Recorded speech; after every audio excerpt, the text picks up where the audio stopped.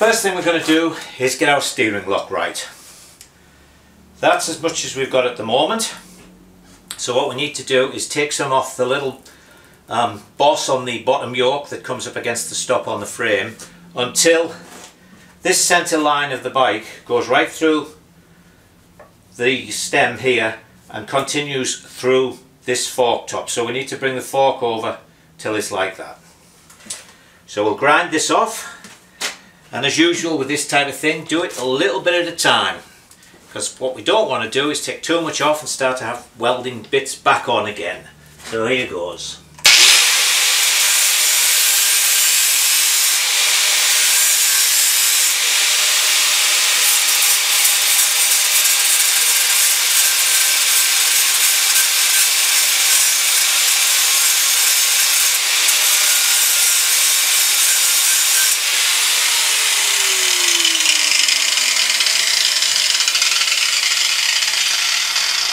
Getting closer.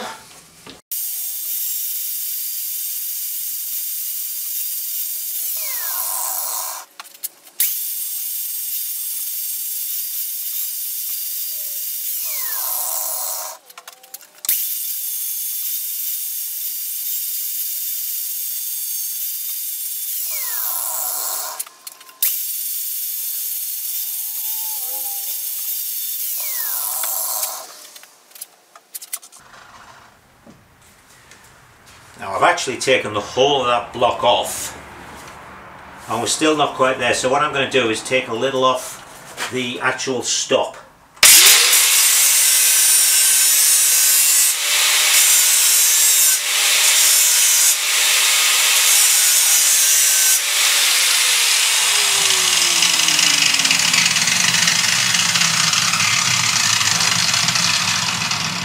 And if you're wondering why the camera keeps bouncing, it's because the back wheel keeps bumping into the tripod.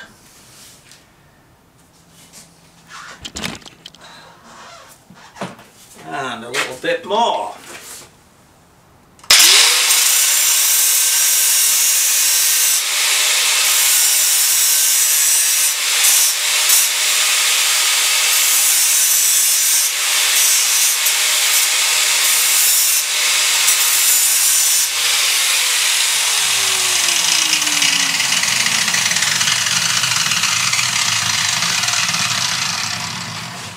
And there we go. So if you're using these forks in this frame, you might as well just cut that block off, and you're still going to have to take a little bit off the stop. So I'll do the other side, and then the next thing I'm going to do is put the mounting on for the petrol tank.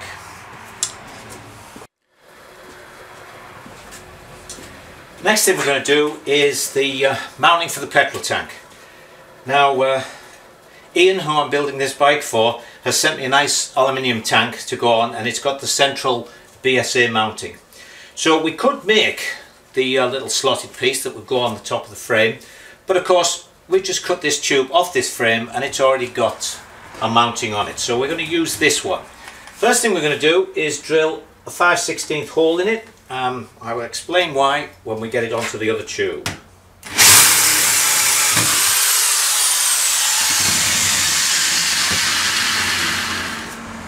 Then we're going to cut this one off with just a little piece of the tube itself.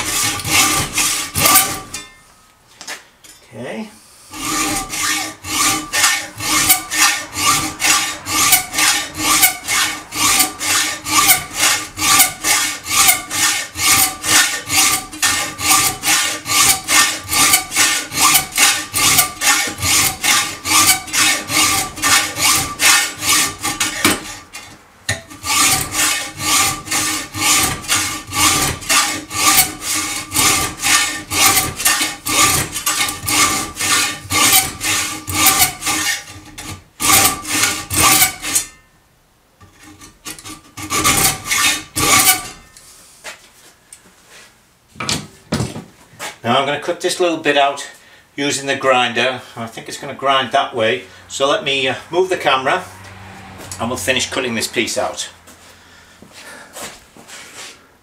Got our little piece off ready to go on, but we need to know where to put it.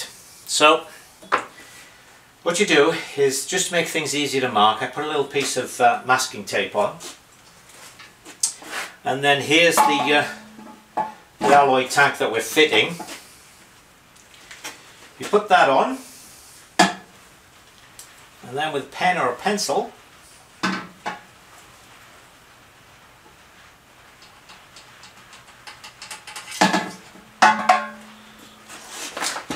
look a mark down through the hole.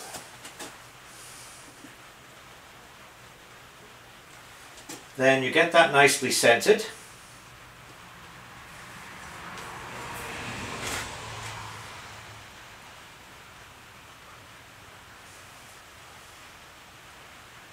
Like thus.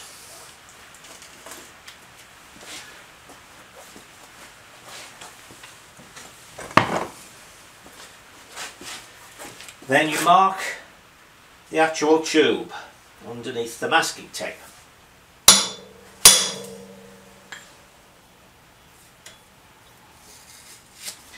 It's a nice little pop, you can see. And now you'll see why we drilled the hole through this, because now I can put it on and just center it over the hole, and it's in the right place. I'll put a clamp on this, and then we could just bronze it on and the job's done. Easy. So let me find a clamp. Clamp, wrong drawer.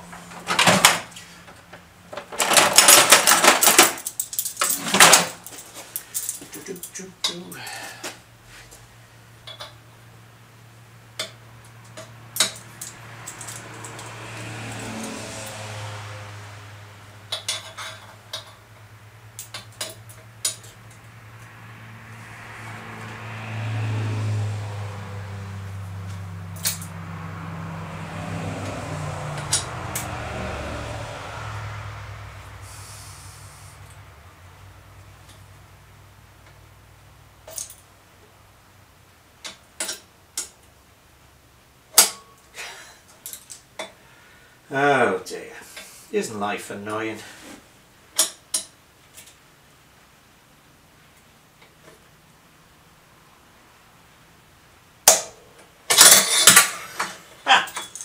Alright, we'll try a different kind of clamp.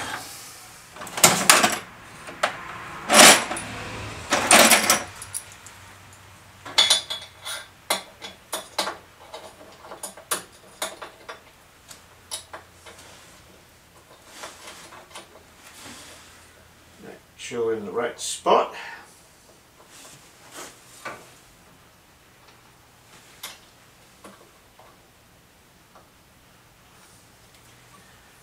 And there we go. So let me get the welding torch out, and we'll put the little green screen on again, and we'll bronze this on.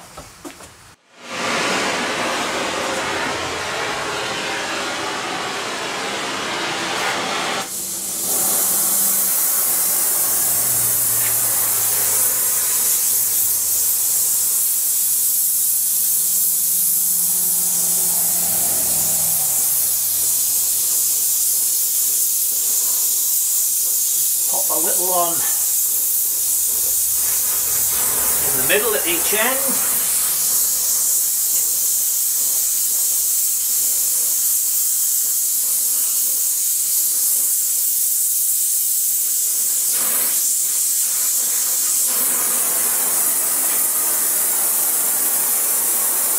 And take the clamp off.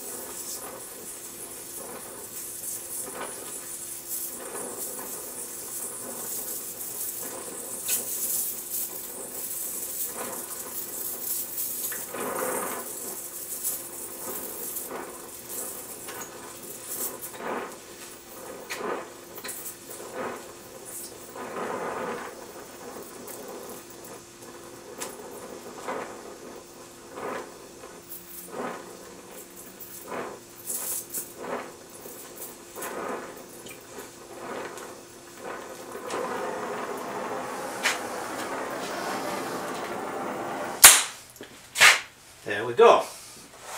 I'll move it round and do the piece on the other side. And there's the finished article. So we're going to move the bike up onto the bench, and then I'm going to do the footrest mountings. Now we come to the footrests and the plates to mount the footrests on. Now when I built the first bike, I had about 5 different trials bikes in the workshop, and the original plan was just to measure all the things on them and get an average of where things were put. But it turned out that basically everybody was putting things in approximately the same places. I guess it's with all engineering things. There's a right way and there's another way. So anyway, I found things like the wheelbase were all between 51.5 and 52 inches. So that's why I built the original bike with that. I also found that the footrests were about on a line between the 2 wheel spindles, so about 12 inches off the ground, and an inch or so, inch and a half behind the swinging arm pivot. So that's where I put them on the first bike, and it seems to be a really nice weight distribution. I've ridden a couple of bikes that other people have built, not with exactly as radical a change to the frame, but they've had footrests forward, further back, up, down, and I really like where they turned out on the bike I built. So you could measure from here to get to A1, but to be honest, the easiest thing I found was just to put a piece of string between the 2 wheel spindles, and then you had something fixed there. And then what you can also do is just you know, mark it there and say 1.5 inches. We want our footrests to be about there, so that just gives us a nice point to work around. So out comes the old piece of cardboard. Now what we're going to do is just overlap here by about 1/2 inch, and then bronze this edge here and then the edge on the back to give us a nice strength. We could weld it there, of course, but you know, it's right there, and you're going to be standing on these things, you're going to be pushing them back, so I just like to overlap it, and I think it gives a much stronger joint. Of course, BSA in their wisdom on this frame, although the plate on the other side is completely flat, here it actually bends, so when we've cut this out, we're going to have to put a little cut in and just bend the top part out slightly so we can stay close to that. So let's get up in there. We'll cut a corner off so it just fits up. You've got to be careful you don't foul the swinging arm on the back side. As I say, we're only going to have about that much overlap. So if we're going to put our footrests here, then we just need to come down and be something like that. So let's just cut that out as a rough start. Because the beauty about making cardboard templates is, if you get it completely wrong, all you've wasted is a piece of cardboard. So that's what we're planning for, something like that. That should be clear of everything around the back and should give us a nice... Now the footrests are going to go on like so. So that's just nicely right. We've got to get the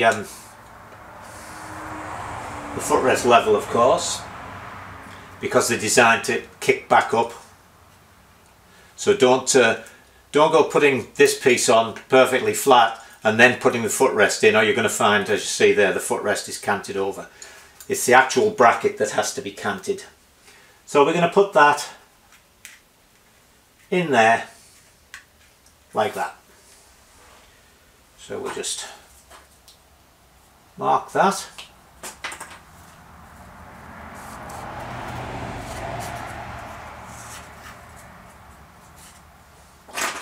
And then make sure it's Still where we want it to be. That's nicely level. So that's how we're going to do it. We're going to cut a piece of plate like this, and then we're going to bronze this piece on there like so. Let me take the bolt out so you can see what I'm talking about there. These Delta footrests, by the way, I get again from Sammy Miller products. They're nice, nicely plated. Now if you put your piece on there and just welded that on flat, then as I say, the footrest would have been completely out, so it's got to be put on at an angle like that. So let's go mark some plate and cut it, and then we'll come back, and as I say, I've got to make a little cut here so that I can bend that up slightly, just to put a little dog leg in it to fit up tight against there.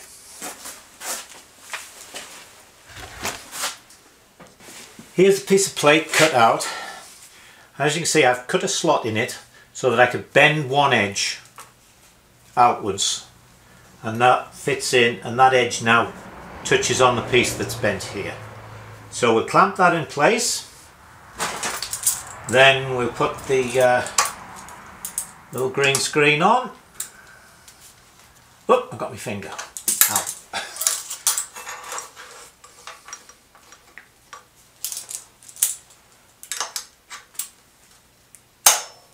And we'll bronze it on.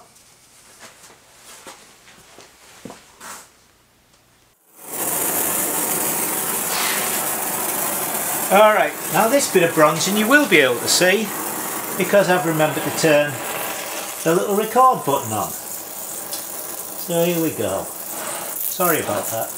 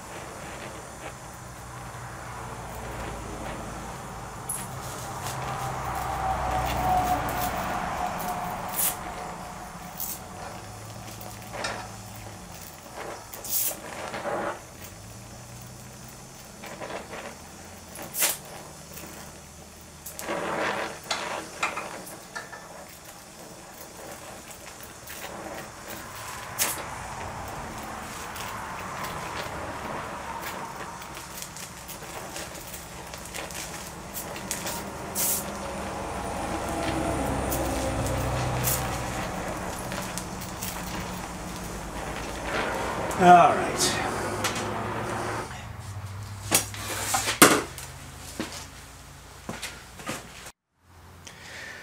Now we have the plate tacked in place and the footrest mounting on. I'll actually finish bronzing these when I can lay the bike over in the last stage. There you can see, as I mentioned, that you've got to put that in at an angle, and then when you put the footrest on, there it is, nice and level. Make sure when you put these on that they kick up a little to the outside. You don't want them sloping down. If you have footrests on your trials bike now that do slope down, take them off and put some weld or a little plate in behind, because you really don't want your feet to be slipping off the edges. And there we go, that folds up nicely out the way for those instances when we run into things. Alright, so I will use the same template for the other side. It's slightly different because of the angle of this, but basically the whole procedure is the same, so I won't show that.